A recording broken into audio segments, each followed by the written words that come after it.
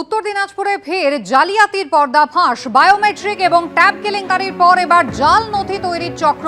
BDO অফিসের বাইরেই জাল নথির রমরমা কারবার চলছে। সরাসরি চলে যাব, পার্থপ্রতিম ঘোষ রয়েছেন আমাদের সঙ্গে। পার্থ, কিভাবে এই জালিয়াতির পর্দাফাঁস হলো?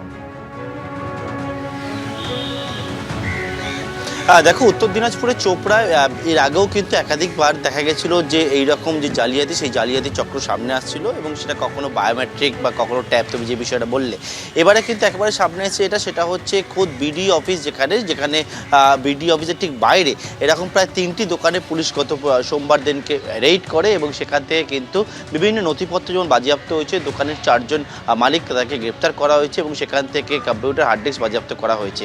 মূলত কীভাবে গোটা বিষয়টা এবং কী হতো সেখানে কিন্তু যেমনটা জানা যাচ্ছে, পুলিশ তরফে দাবি করা হচ্ছে ওই যে দোকানগুলো রয়েছে যেখানে একবারে বিডিও অফিসের সামনেই বা বাইরেই, সেখানে জাল বিভিন্ন নথিপত্র বানানো হচ্ছিল, যেমন দলিল, জমির দলিল থেকে শুরু করে একেবারে আধার কার্ড, ভোটার কার্ড, এইরকম কার্ড বানানো হচ্ছিল।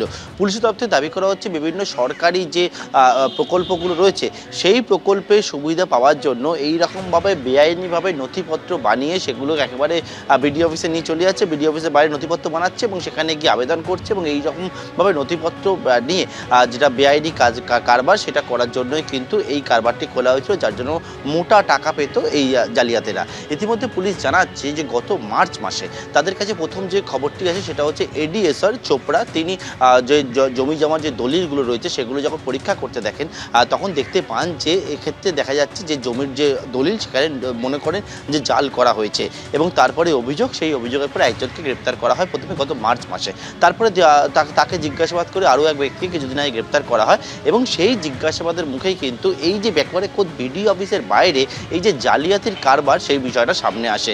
ইতিমধ্যে ইসলামপুর পুলিশ ডিস্ট্রিক্টের একজন অ্যাডিশনাল এসপি, তার নেতৃত্বে গত সোমবার দিনকে এই রেইড হয় এবং রেইড করার পর মোট 4 জনকে গ্রেপ্তার করা হয়েছে এবং কালকে তাদেরকে আদালতে পেশ করে নিজেদের হেফাজতে নিয়েছে পুলিশ। তবে এখন সবথেকে বড় যেটা চিন্তার বিষয় সেটা হচ্ছে এরকমভাবে জাল ভোটার কার্ড, আধার কার্ড যেটা বানিয়ে ফেলা হচ্ছে, এক্ষেত্রে যারা অনুপ্রবেশকারীরা তারাও কি এই সুবিধাটা নিচ্ছে? পুলিশ জানিয়েছে সেই সমস্ত বিষয়টা খতিয়ে দেখা হচ্ছে, কারণ এর আগে একাধিক বুড়ি যে অভিযোগগুলো এসেছে, জাল পাসপোর্ট বানানো থেকে শুরু করে একবারে অনুপ্রবেশকারীরা আসছেন, কয়েক হাজার টাকা দিলেও দেখতে পেয়েছিল কালীঘাটের ঘটনা কয়েকদিন আগে এইরকমভাবে নথিপত্র বানিয়ে নিচ্ছে। সেই জায়গায় একবারে খোদ বিডিও অফিসের নাকের ডাকা অফিসের বাইরে যেরকমভাবে এই জালিয়াতির কারবারটা চলছিল সেটা নিয়ে পুলিশের কপালে যথেষ্ট চিন্তার ভাঁজ ফেলেছে।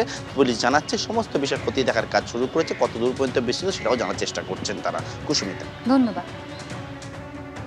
মুর্শিদাবাদের বেলডাঙ্গায় বেআইনি সিম কার্ডের রমরমা কারবার। উদ্ধার হয়েছে বিভিন্ন সংস্থার 1183টি অবৈধ সিম কার্ড। হোসেন মল্লিক এবং মোমেন মল্লিক নামে দুজনকে বেলডাঙ্গা থানার পুলিশ গ্রেফতার করেছে। পুলিশ সূত্রে খবর, বিহার ঝাড়খণ্ড থেকে পুরনো কিপ্যাড মোবাইল এনে সিম কার্ড খুলে অবৈধভাবে বিক্রি করা হতো। এই সিম কার্ডগুলি কাদের হাতে পৌঁছচ্ছে, কিভাবে কাজে লাগানো হচ্ছে, খতিয়ে দেখছে পুলিশ।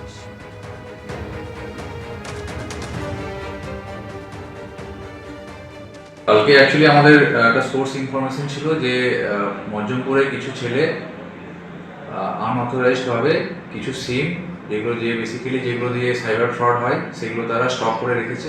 সেই মতো আমাদের যেটা পিসি অফিসার, ওনার টিম নিয়ে মজ্জমপুরে রেড করে দুজনকে অ্যারেস্ট করা হয় এবং তাদের কাছ থেকে প্রায় 1000-এর কাছাকাছি সিম উদ্ধার হয়েছে।